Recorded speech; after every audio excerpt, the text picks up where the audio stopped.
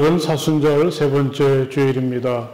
이제 우리 다 함께 자리에서 일어나셔서 조용히 기도하심으로 사순절 세 번째 주일 공동 예배를 하나님께 드리겠습니다.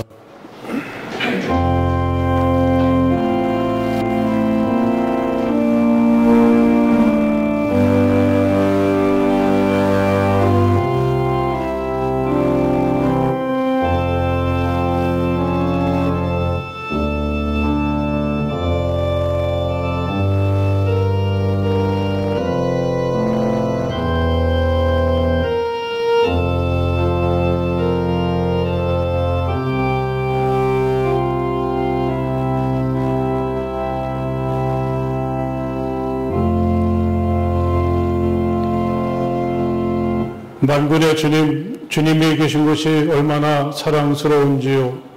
내 영혼이 주님의 궁전들을 그리워하고 사모합니다. 내 마음도 이 몸도 살아계신 하나님께 기쁨의 노래 부릅니다. 아멘.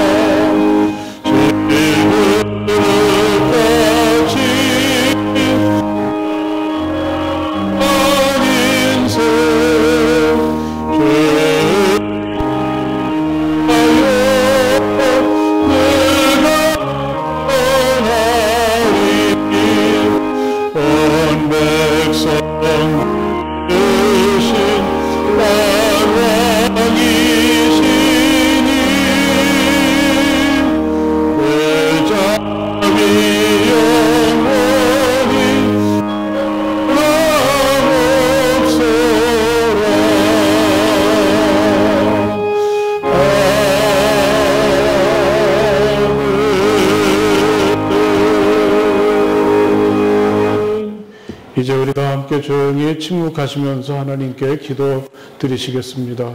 하나님, 제가 있습니다. 따뜻한 사랑으로 저를 맞아주시고 제게 있는 모든 부끄러움과 허물들을 용서해 주시며 제가 앓고 있는 질병과 상처들을 온전히 치유해 주시기 원합니다. 우리 조용히 침묵하시면서 마음으로 하나님께 기도 드리겠습니다.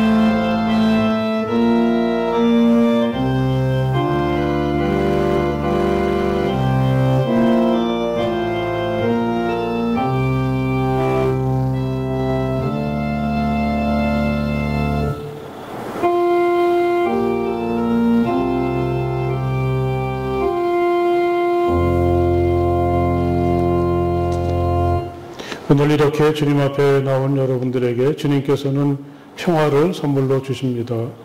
나는 평화를 너희에게 남겨준다. 나는 내 평화를 너희에게 준다. 내가 너희에게 주는 평화는 세상이 주는 것과 같지 않다. 너희는 마음에 근심하지 말고 두려워하지도 말아라. 아멘.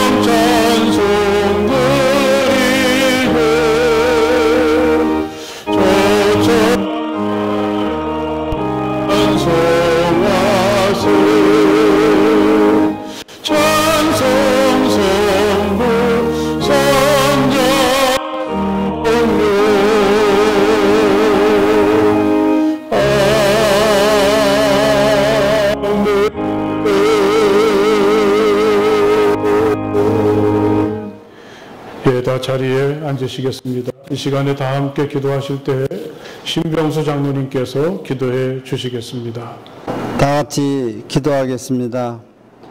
지난 한 주간도 주님의 은혜를 지켜보아여 주시고 오늘도 이렇게 주님의 백성들이 함께 모여 예배 드릴 수 있도록 이끌어 주신 주님의 은혜에 감사드립니다. 특별히 우리들에게 주님을 경외하고 의지하는 지혜를 주시니 감사와 찬양을 드리옵나이다. 사랑의 하나님 아버지, 지난 한 주간을 돌이켜 봅니다. 주님의 용서를 구할 수밖에 없는 삶이었음을 고백하고 회개합니다. 너무나 힘들고 어려운 삶이었습니다. 코로나19 바이러스 전염병으로 인하여 질병과 싸우고 고통받고 있는 한 사람 한 사람을 질병에서 건져주시고 주님의 보혈로 병을 낫게 하여 주시고 전염병의 두려움과 싸우는 모든 사람들의 마음을 붙잡아 주시옵소서. 너무나 많은 사람들이 고통 속에 있습니다. 하루빨리 코로나19 전염병을 소멸하여 주시며 이 혼돈에서 우리 모두를 구원하여 주셔서 모든 국민이 정상적인 삶을 살아갈 수 있도록 도와주시옵소서. 특별히 성황교회를 사랑하여 주셔서 모든 성도들이 기쁨으로 한자리에 모여 사랑의 교제를 나누며 온전한 예배를 드릴 수 있도록 도와주시기를 간절히 바라옵나이다. 사랑의 하나님 아버지, 지금은 사순절을 보내고 있습니다. 경건한 마음과 경건한 생활로 기도 실천에 힘쓰는 성함의 모든 성도들이 되기를 원합니다. 특별히 성황교회 성도님들이 환난과 고난 중에 있는 성도님들을 위해 기도하니 주님 안에서 다 풀어주시고 다 이끌 수 있는 힘을 허락해 주시옵소서. 육체적인 고통을 당하고 있는 사랑하는 성도님들이 있습니다. 치유의 손길을 주셔서 하나님의 은혜로 완전히 치유되어서 하나님께 영광 돌리고 하나님을 더욱 사랑하고 증거하는 삶을 살아갈 수 있도록 건강과 믿음을 허락해 주시옵소서. 사랑의 하나님 아버지, 이 나라와 이 민족을 붙잡아 주시옵소서.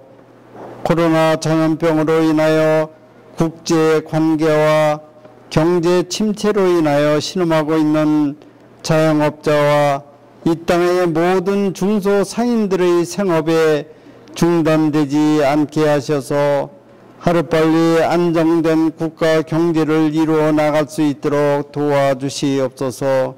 사랑의 하나님 아버지, 이 시간 말씀을 전하신 목사님을 성령의 능력으로 함께 하시고 주님의 계시된 말씀을 우리에게 선포하실 때에 능력이 나타나는 놀라운 역사가 있게 하여 주시옵소서. 이 시간 예배드리는 가운데 보혜사 성령님이 친히 운행하심을 믿사옵고 거룩하신 우리 주 예수 그리스도의 이름으로 감사하며 기도드리옵나이다. 아멘.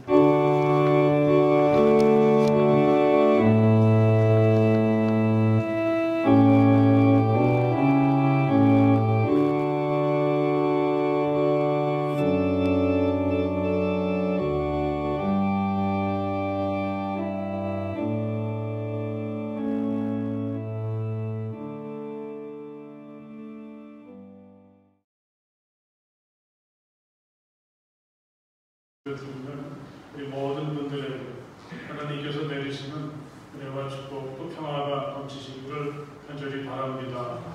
옆에 계신 분들에게 공예로 하나님의 평화가 함께 하시기 바랍니다. 서로 인사를 잠깐 나눠보십시오. 이번 주일에는 잦아들 것 같았던 이 코로나 바이러스의 검은 그림자가 오히려 우리 곁에 더 가까이 다가왔습니다. 주변에서도 이 바이러스에 감염된 사람이 생기니 불안함이 더해지죠. 도대체 언제 이 코로나가 물러갈지 더 많이 기다리며 조심해야 할 것 같습니다. 불안, 공포, 의심 이런 말들이 요즘 우리의 분위기를 표현하겠죠. 어렴풋한 불안함에 쌓여서 공포감이 생기게 되고 우리 서로를 의심하고 경계합니다. 서로에게 말 한마디 하는 것도 조심하게 됩니다. 이런 우리를 둘러싼 불안함 속에서 우리가 어떻게 해야 하겠습니까? 최근에 불안과 잘 지내는 법이라는 책이 출간되었습니다. 우리가 불안 없는 세상을 살 수 없다면 이 불안함이 오히려 내가 성장하고 강해지는 데 도움이 되게 하는 것입니다. 심리학자 융이라는 사람은 당신이 가장 두려워하는 것을 찾아라. 진정한 성장은 그 순간부터 시작한다. 이렇게 불안이 가지고 있는 적극적인 단면을 이야기해 주었습니다. 불안은 우리를 위축시키고 무기력하게 할 수도 있지만 이 불안은 우리가 스스로의 한계를 넘어서게 하는 힘이 되기도 합니다. 우리가 잘 아는 봉준호 감독도 영화를 촬영할 때 항상 불안함 속에서 영화를 찍는다고 하죠.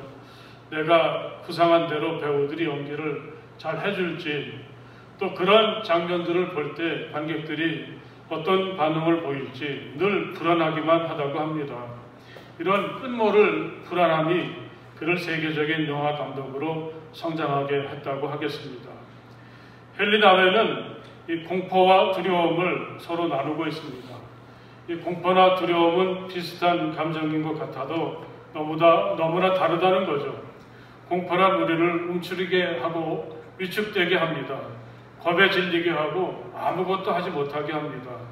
그런데 비해서 두려움이란 우리 한계를 넘어설 수 있는 창조적인 감정이라고 하겠습니다. 두려움은 특히 우리가 하나님 앞에 서 있다고 느낄 때 가지는 감정입니다. 이렇게 하나님 앞에 서 있을 때 느끼는 감정인 두려움은 시간이 갈수록 감동으로 바뀌고 경외감으로 우리 가운데서 작용하게 됩니다. 그 어떤 것을 통해서 경험할 수 없는 용기나 지혜가 주어진 한계를 넘어서는 창조적인 힘으로 우리 가운데 작용하게 된다는 말씀입니다. 우리를 위협하는 이 바이러스 앞에서 지금 우리는 누구나 불안하고 공포를 느낍니다. 하지만 이런 혼란의 와중에도 우리 가운데는 하나님이 계십니다. 지금 내가 하나님 앞에 서 있다는 그 믿음으로 하나님 앞에 설 때 느끼는 두려움으로 공포와 불안함을 극복하고 믿음의 사람으로 힘차게 길을 걸어가는 우리가 될 수 있기를 간절히 바랍니다. 오늘 우리는 예수가 지상에 계시는 동안에 사람들과 나누었던 가장 긴 대화를 요한복음 4장의 말씀을 통해서 읽었습니다.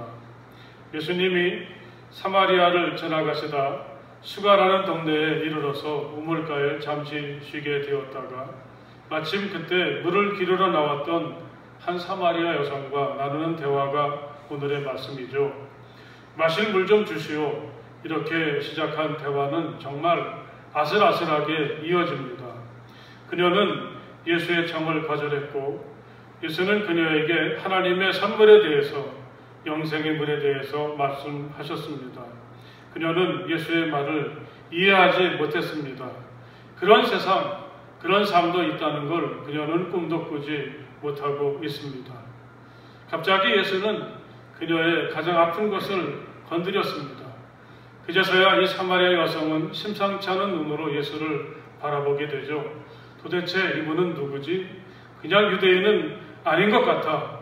혹시 예언자가 아닐까? 이때 문득 그녀는 하나님을 예배하는 일에 대해서 예수에게 물었고, 예수는 거기에 대해서 그녀가 생각할 수 없었던 놀라운 대답을 하십니다. 그녀는 또다시 예수를 다시 바라보게 되죠. 혹시 이 분이 메시아는 아닐까? 그녀의 짐작은 틀리지 않았습니다. 너에게 말하고 있는 내가 그다. 그녀는 비로소 완전히 새롭게 됩니다. 자신이 그토록 소중히 여기던 물동이도 그냥 내버려둔 채 동네 사람들에게 달려갑니다. 그리고 이렇게 이야기하죠. 와서 보십시오. 그분이 그리스도가 아닐까요? 오늘 이 말씀은 우리에겐 저마다 자신의 신앙의 여정을 비추어 볼 수 있는 거울과도 같다고 하겠습니다. 비록 시간은 2000년 전으로 거슬러 올라가고 그 무대도 우리에게 생소한 우물가이긴 하지만 제자들이 양식을 구하러 동네로 들어간 사이에 예수와 그녀 사이에 이루어진 대화는 우리를 바로 그 자리로 초대하고 있습니다. 처음에는 이 낯선 유대인 앞에서 문을 꼭꼭 잠그고 있다가 서서히 마음을 열어가는 그녀는 우리가 보기에도 평범하지는 않죠. 도대체 이 여성은 누구일까요? 정오라는 가장 뜨거운 시간을 택해서 이 우물을 찾아봤다는 것부터가 특이하지 않습니까? 그때는 누구나 외출을 자제하고 피하는 시간이죠. 그 시간을 택해서 우물을 찾아봤다는 것은 그녀가 사람들 만나는 것을 싫어한다는 것을 암시한다고 하겠습니다. 실제로 그녀에겐 남편이 5명이나 있었고 지금 함께하는 사람도 남편이 아니라고 하죠. 이렇게 되기까지 이 여성에겐 얼마나 깊은 아픔과 상처가 있었겠습니까? 주변에선 또 얼마나 이 여성을 좋지 않게 볼까요? 사람들 만나는 게 두렵습니다. 내일이 오는 게 무섭습니다. 어떤 괴로움이 날 기다리고 있을까? 불안함과 공포 속에서 그녀는 하루하루 살게 됩니다. 그러다 보니 점점 더 현실적이 되어서 남에게 베푸는 일에 인색하게 되고 눈에 보이고 손으로 만질 수 있는 것을 전부라고 생각을 합니다. 아무리 유대인과 사마리아 사람이 서로 사이가 안 좋아도 그렇지 지칠 대로 지친 나그네에게 물 한 모금 주지 않는다는 것은 좀 지나친 일이라고 하겠죠. 그녀는 예수가 자기에게 생수를 주겠다고 하니까 두레박도 없으면서 무슨 생수를 준다고 하느냐 이렇게 핀잔을 주기도 합니다. 그녀는 이렇게 자기가 가진 것을 철저하게 붙잡고 다른 사람에게는 양보할 줄 모르는 오로지 자기만 아는 사람이라고 하겠습니다. 도대체 이렇게 마음이 꼭 닫혀있는 여성에게 예수가 어떻게 다가가서 마음을 열 수가 있겠습니까? 예수는 그녀에게 이렇게 말씀을 하십니다. 내가 하나님의 선물을 알고 또 너에게 물을 달라는 사람이 누구인지를 알았더라면 드디어 내가 그에게 생수를 청하였을 것이고 그는 너에게 생수를 주었을 것이다. 여기서 예수님께서 하나님의 선물이라는 말씀을 하고 계신데 이 말을 들을 때 여러분들은 어떠십니까? 바로 이거야. 이게 하나님이 주셨어.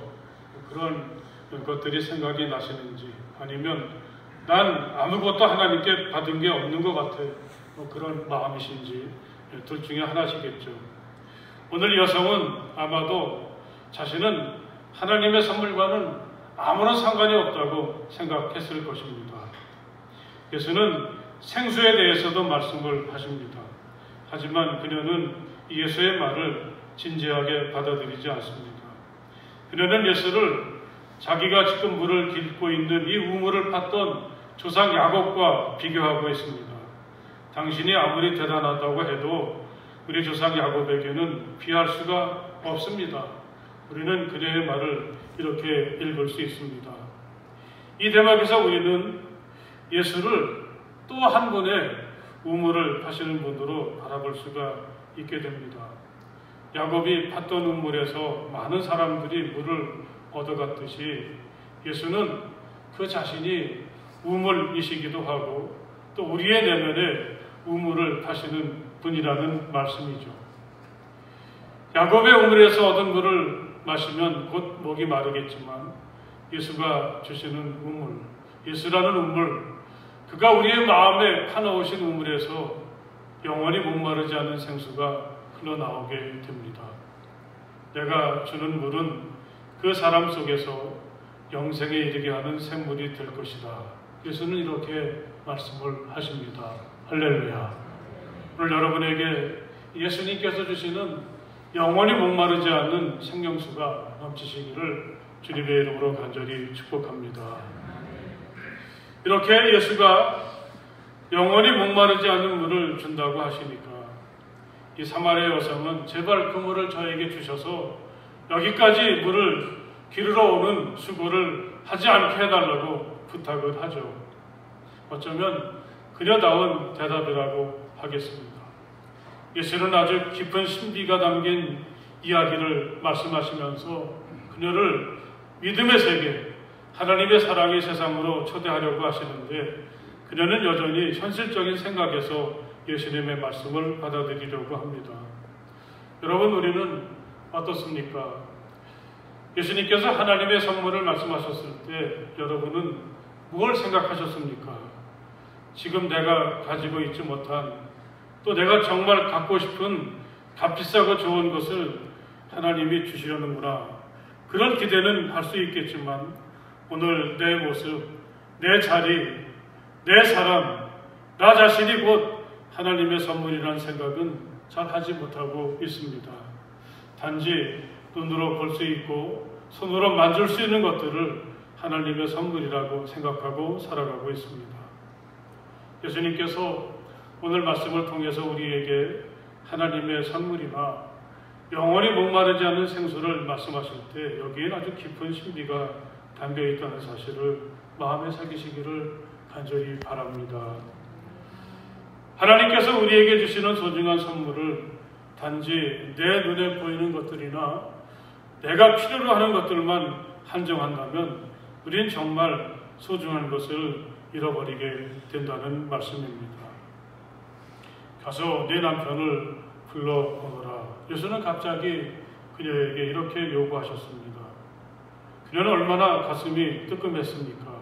이건 정말 감추고 싶은 일입니다. 나에겐 남편이 없습니다. 얼떨결에 그녀는 이렇게 둘러댑니다. 하지만 예수가 그냥 넘어가시질 않습니다. 남편이 없다고 한 말이 옳다. 너에게는 남편이 5이나 있었고 지금 같이 살고 있는 남자도 네 남편이 아니니 바로 말하였다. 이 대목을 읽을 때 예수님이 꼭 이 얘기를 꺼내실 필요가 있었을까? 이렇게까지 하면서 여자의 마음을 아프게 하고 그 상처를 끄집어낼 까닭이 있을까? 예수님이 좀 심하신 게 아닌가? 그런 생각을 저는 해보았습니다. 만약에 예수님이 나는 너에 대해서 다 알고 있어. 내가 이렇게 능력이 많은 사람이야. 그러면서 자신의 능력을 보여주시고 싶어서 이렇게 하셨다면 이건 정말 해서는 안 되는 행동이겠죠. 예수님은 왜 이런 얘기를 꺼내시면서 그녀의 아픔을 건드리시는 것일까요? 나는 내가 누군지를 잘 안다. 나는 내가 얼마나 많은 상처와 아픔을 지니고 있는지 잘 알고 있어. 비록 세상의 모든 사람들이 너를 싫어하고 가까이 다가오지 않으려고 해도 난 내가 그런 사람이기 때문에 더욱 너를 사랑하고 내게 손을 내밀고 있어. 예수님에겐 이런 마음이 있습니다. 나는 의인을 부르러 온 것이 아니라 죄인을 부르러 왔다고 주님께서 말씀하시지 않았습니까? 이 사마리아 여성 앞에서 자신의 능력을 과시하고 자랑하고 싶어서가 아니라 그녀가 상처가 많은 여성이기에 누구도 가까이 하기를 싫어하는 사람이기에 예수는 그녀를 더욱 소중히 여기고 그녀에게 하나님의 사랑을 알게 하기 위해서 이렇게 애를 쓰고 계십니다. 이게 바로 우리를 향한 주님의 마음이라는 것을 오늘 여러분들도 마음속에 새기시기를 간절히 바랍니다. 선생님, 내가 보니 선생님은 예언자이십니다. 예수를 바라보는 그녀의 눈이 조금씩 달라지고 있습니다. 처음엔 귀찮은 유대인이었다가 또 선생님이라고 했다가 또 야곱과 비교할 만한 사람이 아닌가 그렇게 생각을 하다가 이제 예수를 예언자라고 그렇게 부르고 있죠. 이게 바로 믿음이 성장하는 증거가 아닐까 생각해 보았습니다. 처음엔 예수가 누군지도 모르다가 그분을 조금씩 알게 되는 것, 그러면서 자신을 알게 되고 그 예수에게 조금씩 가까이 다가가는 것, 바로 이게 우리가 지금 걷고 있는 신앙의 여정이 아니겠습니까? 우린 지금도 예수에 대해서 조금씩 눈을 더 크게 뜰 수 있게 되고 알아가고 있습니다. 그럴수록 우리의 삶은 더 풍성하고 충만하게 됩니다. 그녀는 이렇게 이야기를 이어갑니다. 우리 조상은 이 산에서 예배를 드렸는데 선생님의 사람들은 예배 드려야 할 곳이 예루살렘에 있다고 합니다. 마치 다른 사람의 이야기처럼 들리죠. 어떻게 이 사마리아 여성의 입에서 예배라는 말이 나올 수 있을까? 참 놀랍습니다. 누구에게나 그런 감추어진 모습이 있다고 저는 믿습니다. 우리 중에 그 누구도 삶을 대강 살고 싶다든지 기쁨이나 희망도 없이 살아간다든지 사람들과 우물가에 함께 가서 즐거움을 누리는 이런 멋진 삶을 처음부터 싫어한 사람이 누가 있겠습니까? 살다 보니까 이렇게 되는 거죠. 이 사마리아 여성에게는 자기는 이제 하나님이 받아주시지 않을 거라는 그런 생각이 있었습니다. 자기 스스로가 생각해도 형편이 없는데 나 자신도 나를 사랑할 수 없는데 하나님이 나를 어떻게 보실지 그녀는 도저히 하나님 앞에 설 수가 없습니다. 이렇게 엉망이 되어버린 인생이었지만 만약에 지금이라도 이런 나를 하나님이 받아주신다면 다시 시작할 수 있을 것 같습니다. 정말 잘할 것 같습니다. 하나님께 나아가고 싶고 하나님께 예배하고 싶고 사람들에게 자신도 무엇인가 베풀며 살고 싶은 마음이 있습니다. 이게 바로 예배를 묻는 그 여성의 마음속에 있는 숨겨진 진심입니다. 예수님은 이제 이 여성에게 참 소중한 말씀을 들려주십니다. 여자여, 내 말을 믿어라. 너희가 아버지께 이 산에서 예배를 드려야 한다거나 예루살렘에서 예배를 드려야 한다거나 하지 않을 때가 올 것이다. 여기에 언급하고 있는 산은 바로 그리심산으로 수가성에서도 가까운 곳이죠. 솔로몬이 죽고 나서 이스라엘이 남북으로 분단된 다음에 이 북왕국 사마리아 사람들이 하나님께 예배를 하던 곳이 바로 이 산 그리심산이었습니다. 아마 그들은 그곳에서 예배를 드리긴 해도 마음의 부족함이 있었던 모양이죠. 여기는 예루살렘이 아닌데 우린 유대인들도 멸시하는 사마리아 사람인데 하나님이 우리 예배를 받아주실까 그런 아쉬운 마음이 있습니다. 예수는 거기에 대해서 분명히 말씀을 하셨습니다. 예루살렘이든 그리심산이든 유대인이든 사마리아 사람이든 하나님 앞에서 이게 중요하지 않다는 말씀이죠. 참되게 예배를 드리는 사람들이 영과 진리로 아버지께 예배를 드릴 때가 온다. 지금이 바로 그때이다.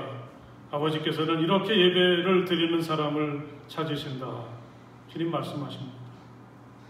만일 내가 영과 진리로, 다시 말해서 진실한 마음으로 하나님을 찾고 하나님을 예배하려고 한다면 그 사람이 어떤 사람이든 이제껏 어떻게 살아왔든 하나님은 그가 드리는 예배를 받아주신다. 그를 정말 기뻐하시고 사랑하시고 그를 하나님의 사람으로 맞아주신다. 주님은 이렇게 그녀에게 말씀을 하십니다. 여러분, 중요한 것은 바로 지금입니다. 지금이 바로 그때이다. 예수는 이렇게 말씀을 하십니다. 과거가 중요한 것이 아닙니다. 지금 내가 여기서 영과 진리로 진실한 마음으로 하나님 앞에 나올 때 하나님은 그의 과거에 상관없이 그를 진정한 하나님의 자녀로 맞아 주십니다. 지금 여기서 말씀입니다. 하나님은 영이시다. 그러므로 하나님께 예배를 드리는 사람은 영과 진리로 예배를 드려야 한다. 이제 주님은 그녀가 더 이상 머뭇거리지 말고 진실한 마음을 가지고 하나님 앞에 나오라고 말씀을 하십니다. 오늘 이 아침에 바로 이 말씀이 주님께서 우리에게 들려주시는 말씀인 줄 믿습니다. 지금이라도 괜찮아. 지금도 하나님은 너를 기다리고 계셔. 다시 시작해. 중요한 건 바로 지금이니까 하나님 우리에게 말씀을 해주십니다. 혹시 이분이 그리스도는 아닐까? 이 나사렛 예수를 통해서 점점 마음이 따뜻해지고 무엇인가로 가득히 채워지는 다시는 배고프지 않고 목마르지 않을 것 같은 충만함을 느끼면서 자신을 이렇게 만들어주시는 이 분이 그리스도일지도 모른다고 그런 생각을 했습니다. 예수에게 조심스럽게 말을 건네죠. 나는 그리스도라고 하는 메시아가 오실 것을 압니다. 그가 오시면 우리에게 모든 것을 알려주실 것입니다. 여러분, 그녀가 이렇게 오랫동안 기다렸던 그리스도는 그녀의 생각보다 빨리 가까운 곳에 바로 지금 여기에 계셨습니다. 너에게 말하고 있는 내가 그다. 주님은 이렇게 말씀을 하십니다. 오늘 그리스도가 함께 하시는 귀한 은혜를 누리는 우리 모두가 될 수 있기를 간절히 바랍니다. 만약에 여러분들이 그 자리에 있었다면 어떠셨을 것 같습니까? 살면서 가장 소중한 순간, 그건 이렇게 내가 그리스도를 만나고 내 눈앞에 계신 그리스도를 알아보는 이 놀라운 일이 아니겠습니까? 이제 그녀는 더 이상 걱정할 게 없습니다. 하나님은 이미 그녀를 가장 소중한 자녀로 받아들여 주셨고 그가 감당할 수 없는 넘치는 사랑과 은혜를 베풀어 주셨습니다. 그런 하나님의 마음을 이 그리스도 예수를 통해서 분명히 그녀는 알게 되었습니다. 오늘도 이렇게 주님께서 주시는 은혜와 기쁨이 우리 가운데 충만하시기를 간절히 바랍니다. 이제 그녀는 완전히 새로워졌죠. 그 여자는 물동이를 버려두고 동네로 들어가서 사람들에게 말하였다. 이렇게 그녀의 달라진 행동을 소개하고 있습니다. 이제 그녀는 모든 소유와 집착에서 해방되었습니다. 더 이상 물동이의 애착을 가지고 그걸 챙길 필요가 없습니다. 내 소유로 세상을 살아가는 게 아니라 삶 그 자체가 하나님께서 내게 주신 선물이라는 사실을 알게 되었습니다. 나는 이제껏 넘치는 하나님의 사랑과 은혜 안에서 살아왔음도 알게 되었습니다. 자신을 향해서 손가락질하고 고개 돌리던 이웃을 향해서도 이제 그녀는 먼저 다가설 수 있고 손을 내미는 사람이 되었습니다. 하나님이 나를 사랑해 주시는데 무엇이 문제가 되겠습니까? 동네 사람들이 얼마나 놀랐겠습니까? 어떻게 이럴 수 있지? 그때 그녀는 사람들에게 말합니다. 내가 한 일을 모두 알아맞힌 분이 계십니다. 와서 보십시오. 그분이 그리스도가 아닐까요? 말은 조심스럽지만 사람들은 다 압니다. 그분이 그리스도라는 사실을. 그렇지 않고서 어떻게 이렇게 사람이 변할 수가 있겠습니까? 그들도 모두 그 예수를 만나러 우물가로 달려가기 시작했습니다. 얼마나 마치고 얼마나 신나는 이야기입니까? 그분이 그리스도가 아닐까요? 그리스도 예수를 통해서 지금 내가 누리는 삶이 하나님이 주신 선물이라는 것을 깨달은 사람들, 나를 향한 하나님의 넘치는 사랑을 느끼는 사람들만이 이렇게 말할 수가 있습니다. 세상에 나보다 행복한 사람은 없습니다. 당신들도 그리스도를 통해 행복하세요. 이런 마음이 담겨져 있는 고백이죠. 그분이 그리스도가 아닐까요? 우리에게도 이렇게 주님이 주시는 하늘의 은혜와 기쁨이 충만하고 그 기쁨을 이웃들에게 이렇게 말하면서 선물하는 우리가 될 수 있기를 주님의 이름으로 간절히 축복합니다. 할렐루야. 기도하시겠습니다. 하나님 감사합니다. 우리가 도저히 어떻게 할 수 없는 한계상향에 부딪혀 있을 때 그리스도가 우리의 희망이 되시고 구원이시고 힘이 되신다는 사실을 이 귀한 말씀을 통해서 깨닫게 도와주시니 감사합니다. 다른 사람들에게 내놓기도 부끄러운 삶이었지만 이 삶 자체를 하나님께서 사랑해 주시고 귀히 여기시고 이 삶 자체가 하나님께서 우리에게 주시는 놀라운 선물인 것을 예수님을 통해서 우리가 이제 알게 되었으니 정말 멋지고 존귀하고 신바람 나는 삶으로 나아가는 우리가 되게 하여 주시옵소서. 예수님 이름으로 간절히 기도드렸사옵나이다. 아멘. 네, 오늘 사순절 세 번째 주일에 함께 하신 여러분들에게 하나님께서 주시는 은혜와 평화가 넘치시기를 간절히 바랍니다. 네, 좀 옆에 분들하고 다시 한번 몽리하시면서 하나님의 평화를 서로 인사로 나누십시오. 네, 우리는 지금 사순절을 보내고 있습니다. 사순절 세 번째 주일에 접어들었는데 특별한 마음을 가지고 기도와 경건의 생활 또 사랑의 실천에 힘쓰시기를 바랍니다. 또 수요일에는 우리가 여러분의 휴대폰 문자로 함께 기도할 제목들을 보내드릴 때 같이 여러분 기도해 주시고 또 금요일에는 주님의 순환을 기념하는 말씀을 같이 묵상하는 자료를 홈페이지에 올려드리니까 여러분들이 분주하시더라도 이 기도와 말씀에 꼭 참여하실 것을 부탁을 드리겠습니다. 이 코로나 바이러스가 이번 주쯤 되면 좀 가라앉고 다음 주쯤이면 다시 우리가 정상적으로 예배를 드릴 수가 있다. 그렇게 생각을 했는데 조금 더 기다려야 될 것 같습니다. 그래서 이제까지 해왔던 것처럼 새벽 기도회 수요일 속회는 중단하고 주일 공동 예배는 9시에는 이렇게 예배당에서 예배를 드리고 또 이제 11시에는 이 예배 시랑을 영상으로 만들어서 제공해 드리면서 가정에서 예배를 드리도록 하겠습니다. 교회에서 드리나 가정에서 드리나 진실한 마음으로 예배 드릴 때 하나님께서 받으실 줄 믿고 우리 모든 성도들에게 늘 하나님의 은혜가 임할 수 있도록 함께 기도해 주실 것을 부탁을 드립니다. 우리 교회 과정에서 우리 신고식 집사님, 한미호 권사님 작은 아들 신세호 청년이 내일 군에 입대하게 되는데 건강하게 잘 다녀올 수 있도록 격려해 주시고 기도해 주실 것을 부탁을 드리겠습니다. 이렇게 그 교회에 오랜 동안 나오지 못하시면서 헌금에 대해서 문의하시는 분들이 계셔서 온라인 헌금에 대한 안내를 교회 홈페이지에 올려놓았으니까 여러분 잘 보시고 교회에 혹시 오랫동안 참석을 못하셔서 헌금을 드리는 일이 좀 어려우실 때 이 온라인 계좌를 이용하시면 좀 편안히 또 쉽게 헌금을 드릴 수 있고 또 여러분들이 드려진 헌금을 가지고 교회는 또 정상적으로 여러 가지 많은 일들을 하게 될 줄 믿습니다. 아무쪼록 이러한 이 불편한 사태가 속히 종식될 수 있도록 기도해 주시고 또 이 코로나 바이러스로 감염이 되어서 고생을 하는 분들 또는 그 일을 위해서 애쓰는 모든 분들이 잘 견뎌낼 수 있도록 함께 기도해 주실 것을 부탁을 드리겠습니다. 다른 광고 없으시면 이제 우리 다 함께 일어나셔서 주기도문 찬송 함께 찬송하시겠습니다.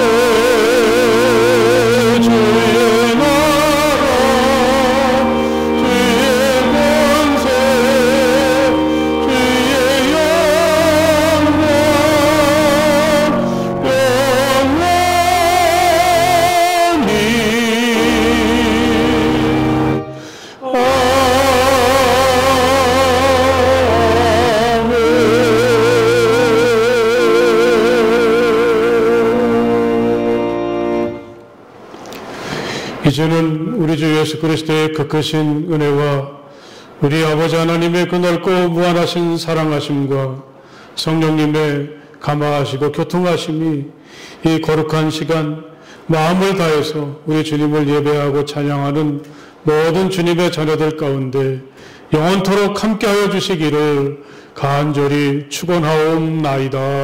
아멘.